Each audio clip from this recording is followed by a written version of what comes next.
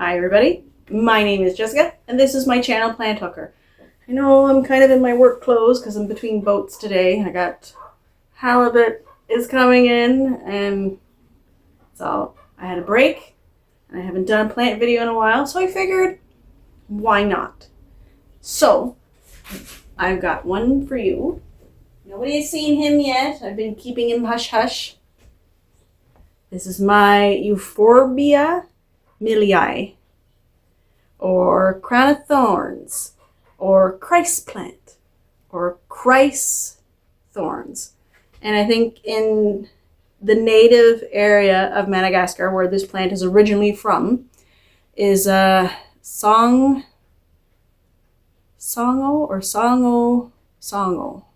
something like that. This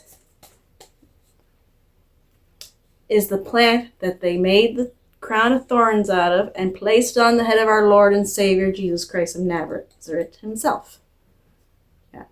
Which is why it's called Christ plant, crown of thorns. Now, you're probably wondering, because a lot of euphorbias have pretty thick spines or whatnot. See, nowadays they've been hybridized, but some still have the thinner stems to make the crown with, but they're all under the same family and they're all like crown of thorns. I think the ones, like especially this one because it's so thicker, I think they're Thai hybrids. Yeah, because the tallest crown of thorns in the world is in Thailand. Now I'm thinking about it, my grow lights look like they might be a little bright. I'm going to turn them off. There, that might be better. Yeah.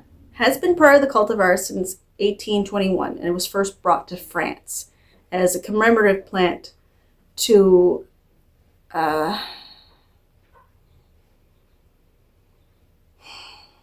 was a commemorative plant for someone's reunion. And unfortunately, I'm drawing a blank on the name. You'll have to excuse me. But is a flowering plant in the Euphorbia family. So euphorbias are part of this family, but this one is part of the Euphorbia family. And as I said, it is native to Madagascar. That's where it was first native to, like where the earliest records of this plant have been found. And it was this is back in ancient times. And it was during ancient times that this plant was brought to the Middle East. And that's where it became the Christ plant. Yeah. Because the legend is, because they say, oh, they didn't beat him when they did. But the reason why his eyes were swollen shut wasn't because they had punched him so much in the face. Was because of the toxicity of these plants. When they placed the crown of thorns on his head, excuse my Cape Bretonese, the sap was leaking into his eyes, and that's what caused them to be irritated and be swollen shut. But that's some of the legend. Now, the flowers do vary by cultivar, as well as the sharpness, bluntness, and the shape of the spines. So like mine, as you can see, if I can get him in a little bit closer, it is part of the thicker trunk. So the Milii may necessarily not be, or this type of Milii may not necessarily be the exact type that was used for the crown of thorns, but it is descended of that. Now, as far as what kind, because there are several variable species and several varieties have been described. So I'm not even sure exactly which one this is, because again, this is a gift for my birthday from the boyfriend, and I really don't care. I love it. No, it is definitely a good plant.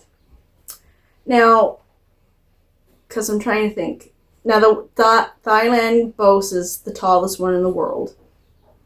I think it's 6 feet tall. I think. I'm not sure. Or they grow, the average is 6 feet in the wild, and theirs is taller, which I think is 180 centimeters, give or take. Yeah. Now, when it comes to watering, I'll water him about every 3 weeks, and that seems to do well with him. He likes it. Good. And I'll fertilize him every month and a half. So, and the best fertilizers to use for this guy is the all-purpose and the flowering. I've been mostly using the flowering kind, which I believe is why he continues to flower for me pretty well since February. But does good with that. Normal humidity is great for these guys. Since I got him in February, he didn't seem to mind the wood stove at all for another month and a half I had it lit for. So he did very well with that. Oh, and if you hear peeping and chicken bucking, Silka, our silky hen, hatched an egg.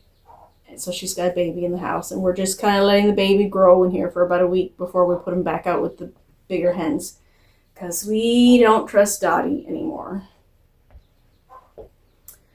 But so no misting, perfectly fine with normal humidity. However, you will need to clean these guys' leaves about every 3 months, just so then they get the optimum photosynthesis.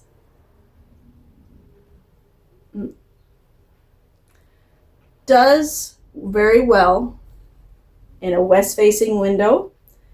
And I've put him in a south-facing window too. Does really good with that. He's normally in the south-facing window lately because my roadkill cactus got too big for my south-facing window. So I just switched spots.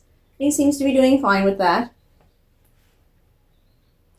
I would not recommend north because very little plants can survive in north. Except for maybe a cast iron plant. And east should be okay as well. If west is fine, east should be good as well also. Now, when it comes to soil, I've never repotted this guy, so I'm not entirely sure what kind it is. I'm pretty sure it's just, I don't think it's cactus succulent soil just because of the way it looks. I think it's just a regular all-purpose soil. But the best soils for them is the cactus and succulent. And the all-purpose is still good. Just like give it extra drainage, like extra perlite or even orchid bark. So then it's got that drainage because they don't, even though it has like these leaves, they're not in it, and they don't look like succulent leaves, it still doesn't like to have its feet wet. Now, pest. I have yet to see pest on this guy. I have never seen pest on this plant, period. And I've had thrists go through this house, and they drive me nuts because it seems like every time when offshore starts and I can't pay attention to these guys 100%, the thrists go, yay, let's take over. And the same thing with inshore. Yay, let's take over. And it drives me absolutely bonkers. But I have yet to see any on this guy. So if you want a very pest-tolerant plant, this guy. Because I looked it up, like, why? Why are they plagued with pests too much? This plant, the sap, can sometimes be used as a natural pesticide. They'll plant these around gardens, especially like the Middle East and whatnot, and it keeps snails from coming in and eating crops. However, I know, according to Google, it does not work on fungus gnats, spider mites, or mealybugs. Thrips, maybe, because there's thrips going around here, and I have yet to see him on him. Don't know. I must be doing something right, or he's just that tough against thrips. Now, they can get between 40 to 250 centimeters tall, which is about 15 inches to 98 inches, I think. That's tall. And then they can spread about between 30 centimeters and 100 centimeters, which is 11 inches to 39 inches. Yes. Yeah. Is not a cold hardy plant. The hardiness zones these guys can survive in is 9 and higher. So they are sensitive to drafts, so don't put them in a drafty window. Like the window that he's in now is a drafty window, so during the winter time, if it's blowing from that direction or at night, I take him out of the window. But they can go outside here in Cape Breton because I'm in a hardiness zone 5A. Yes. So, but only between June and September. Because the temperatures they prefer are between excuse my Cape Bretonese again, is between 10 and 32 degrees Celsius, which is 50 to 89 degrees Fahrenheit, I think. But they have been known to survive temperatures, like if you lose power, it's going to get cold. They have been known to survive temperatures for very short periods of time of minus 3 degrees Celsius, which is 26 degrees Fahrenheit. Ziva. Hey, don't pick on Saru. Hey, no. No. Don't pick on Saluvi. I'm going to have to referee for my cats. That's a good decision.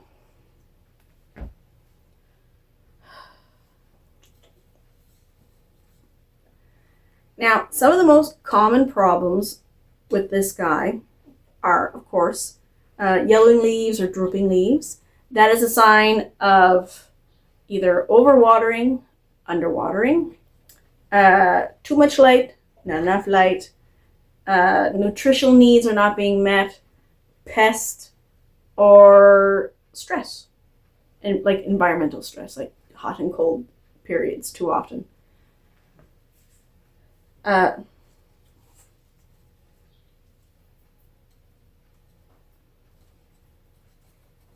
are you sticky?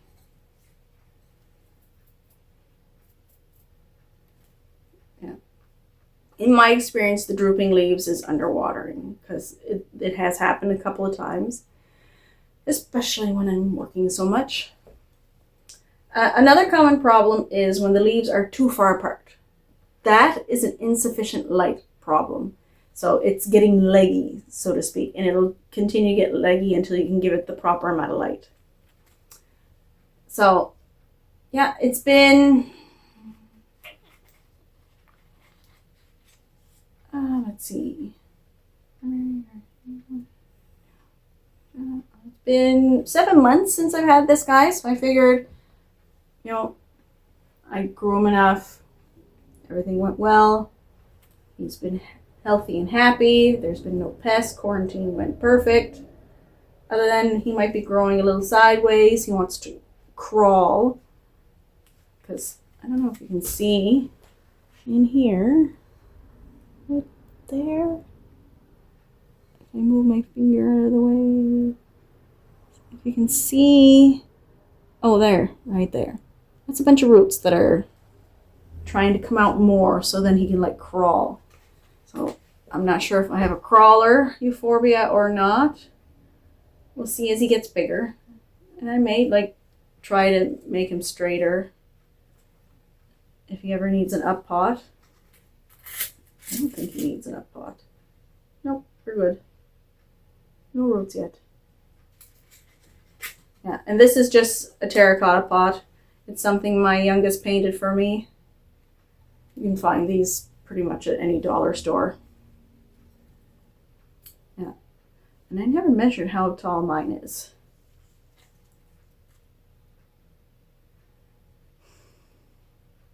He's 1 hand tall for the horse people. So he's about, I'd say 5 inches. 6 at the most. So 12 centimeters to 15 centimeters tall. Definitely 12 inches wide because he's a foot wide, so 32 centimeters, give or take. Yeah, is a dandy plant. I would highly recommend them for first-time plant owners. Not for those who have very curious cats. Like, I never would have accepted this from the boyfriend if I still had Gwen. Or I would have said, you hang on to it, let me get a cabinet for it, and then, like, work around it. Because it's, you know, it's a birthday present. He actually remembered my birthday. I've yet to have a boyfriend who would do that. I've had their other family members remember my birthday, but he's the first one who actually remembered mine. And knew what to get me. Or else he thought. Because this and a blanket, because I'm always cold. But yeah, no, if you have any questions, ask me down below. I'll try to answer them to the best of my knowledge. And I also really appreciate you watching. If you liked the video, give me a thumbs up. If you didn't like the video, you can always give me a thumbs down. Everybody has a right to their opinion. But if you really liked the video, subscribe. And as always, live long, plant on.